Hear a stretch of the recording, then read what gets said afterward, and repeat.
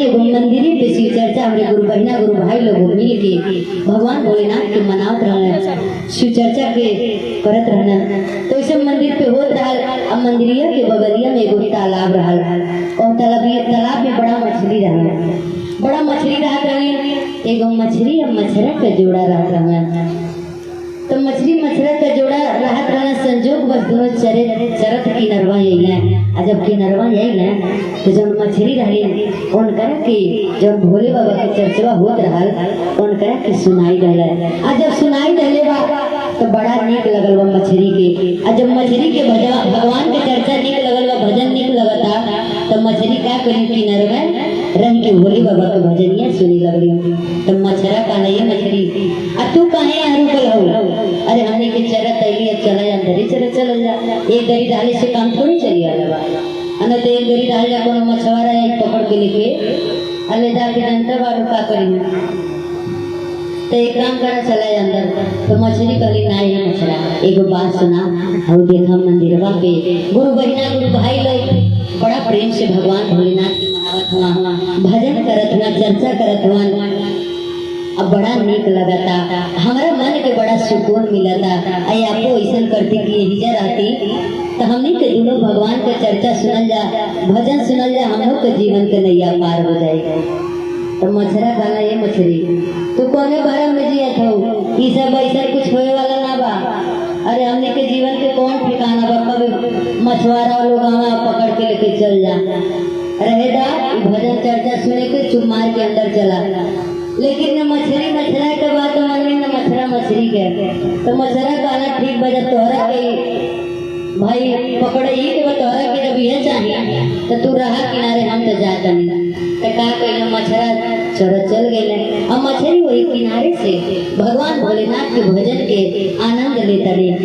लेकिन कुछ समय घरी पहाड़ बीतल बा एगो मछुआरा पहुँच गई। और जब मछुआरा पहुँचले हम तो जाल डाल डालन। जब जाल डालले बाटन तालाब में तो मछली गप दे फंस गई। कहाँ से किनारे रहले गप दे वही जाली में फंस गई। और जब जाली में फंस गई वही संजोग बस मछरा चरत आवत रहना। कहना देखी हमरे मछली वही जगह बाटी कि वहाँ से कहूँ अंदर आएगी। तो जब मछरा पहुँचल हम देखा था कि हमारे मछली जाली में फंस गई। तो मछरा के तब बड़ा दुख भइल, बड़ा तकलीफ भइल। लेकिन मछरा कहला ये मछली सुना यही नाते कहली हमार बतिया मान ल, तुम्हार बात ना मान लू ना। देखा आज जाली में फंस गई। तो मछरा कहले हम जलिया में धराइलो ए मछरी कि तू तो जाली में धरा गई। तोरे भोले बाबा कहाँ बड़ा कहाँ गई? तोरा को बचावत नहीं थे। अब तोरे शिव गुरु कहाँ गई? तू तो जलिया में धराइलो ए मछरी।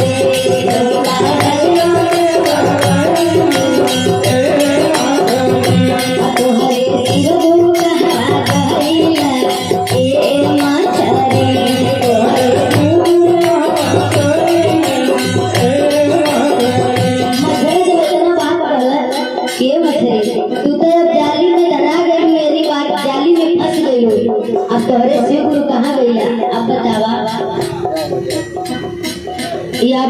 गुरु भाई की तरफ से पावन 51 रुपए से अरदास। भगवान भोलेनाथ भैया पार्वती जी के कृपा आशीर्वाद भगवान भोलेनाथ बनौले रहा। तो आइए तो मछली कहने का ये मछरा सुना। अरे हमरे बाबा पे हमरे भोले बाबा पे पूरा विश्वास बा। अरे वाले हम जलिया में फंस गई लेकिन हमरे भोले बाबा हमरा के कुछ होए ना दिया। ये मछरा तो टेंशन ना ल। मछली कहले हैं ओ तू तायतने में खबर आईला ए मछरा तू तायतने में खबर आईला ए मछरा हमारे शिव गुरु का बहाना ए मछरा हमारे शिव गुरु का बहाना ए मछरा। इतना बात मछली कहले है तो जब कुछ समय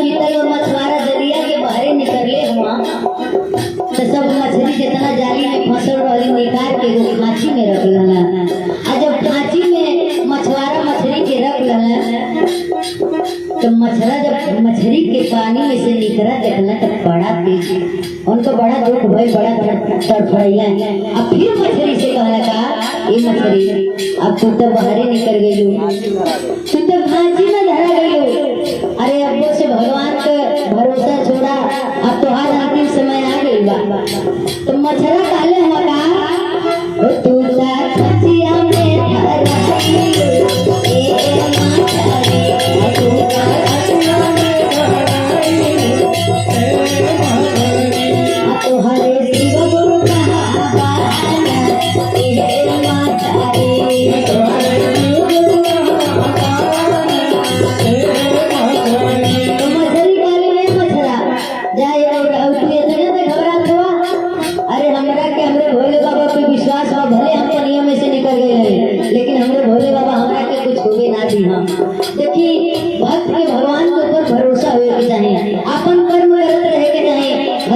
कुछ हमारे गुरु बहना बाड़े तनी बड़ तकलीफ आ गई पूजा पाठ बारो कहीं रोज चलता सावन में हर रोज चलता सुबह सुबह रोज जल चढ़ा जाता लेकिन तनी भर तो तकलीफ आ गई बार इतना पूजा पाठ कैले के बाद दुख तकलीफ मिला तो पूजा पाठ कैले कौन फायदा बा तो गुरु बहना ये दुख तकलीफ जवन है एक सिक्का का दो पहलू है इस जीवन में आवत जात रहे अगर सुख बा और दुख नहीं बा आप सुख का अनुभव नहीं कर पाओगे और सुख बा दुख नहीं बा तो आप दुख का अनुभव नहीं कर पाओगे यानी दोनों हमनी के जीवन में जरूरी है तब हमनी के अनुभव कर पाओगे कि सुख या दुख में का अनुभव होला का अंतर बा तो एक महीना दुख से तो घबराए के रह चाहिए आपन कर्म करत रहे के चाहिए अब हम धान बैठोले वाले का धनवा होई वो ना होई तो कर्म करत रहे के चाहिए कबो ना को फल जरूर मिली आज ना तो कल ना तो परसों जरूर है भगवान की कृपा बनी तो कहे के बाद तो मछली कहली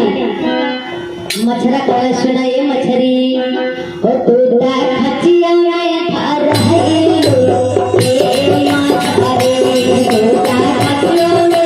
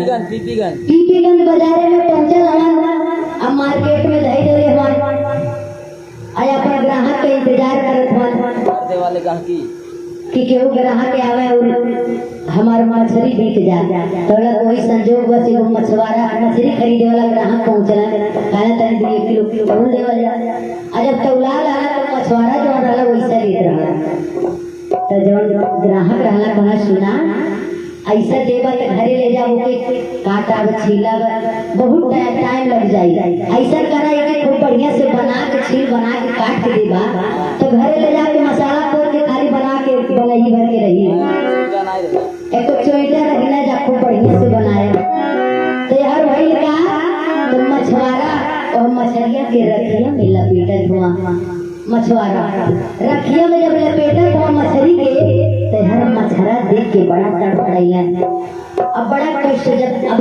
उनके उन्हों को पता चल गया कि अब हमार मछली बची है ना अब लगातार हमने के साथ छूट जाएगा तो मछरा तड़पड़ा के रो के कहले उनका हो रखिया में लपेटाइलो ए मछरी उतार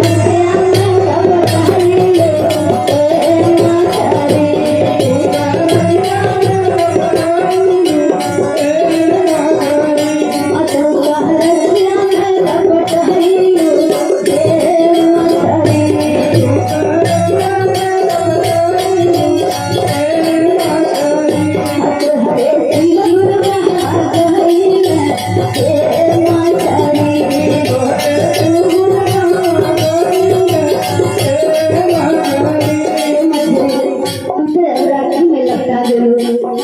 अरे भोले बाबा कहाँ गया, कहाँ तोरा के लेके बचावत हो। मछली का ले मछला सुना, तू नहीं घबरा, हमरा के भोले बाबा पे विश्वास बा कि हमरा के कुछ होए ना देना। मछली के मन में हल्का हल्का हो के कष्ट, लेकिन भरोसा विश्वास अपने भोले बाबा से ना टूटल बा। मछली कहेगा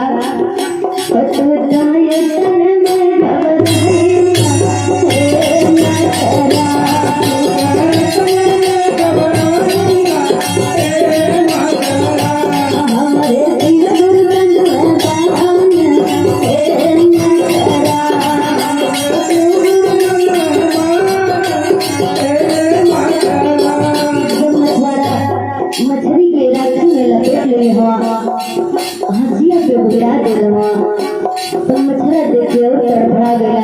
माना कोनो चांस नहीं किया, अब लगता है हमारे मछली के साथ छूट जाए। मछला एकदम रुआ एकदम दिल हाथ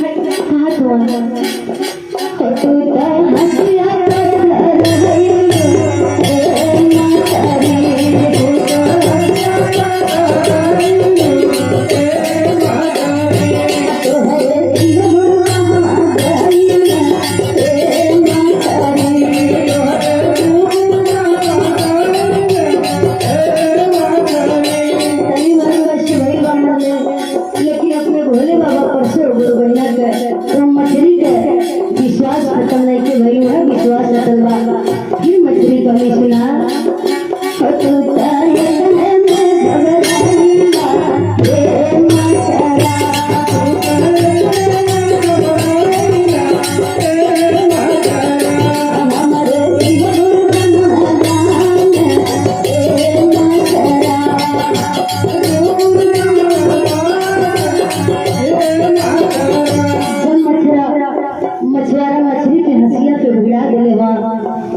भगवान भोलेनाथ के ऐसा महिमा भाई कि आंधी पानी ऐसा लेके आई, ऐसा बरसात भाई जैसे आई भोले बाबा के बिहार में, वैसे ठंडे घड़ी में ऐसा आंधी पानी आई कि बढ़िया आ गई। अब बढ़िया जब आ गई तो मछली उड़ी में ट्रेन पे बोले मछला के पास पहुंच गई।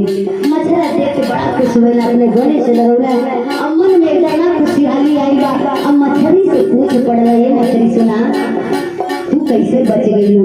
तो मछली पहले है सुना, अरे पूरे प्यारे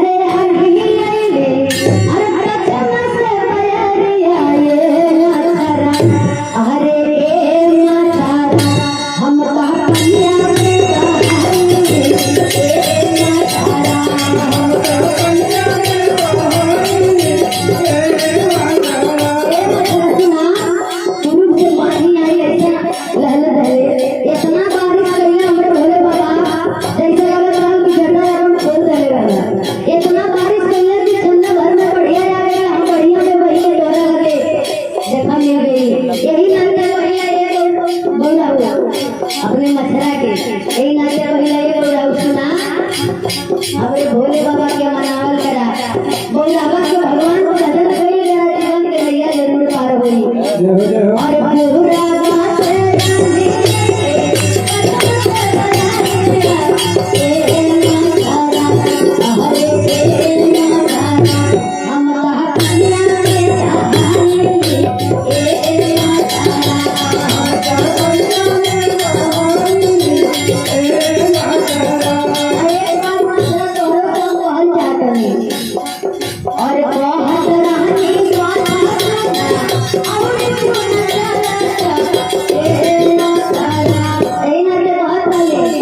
तो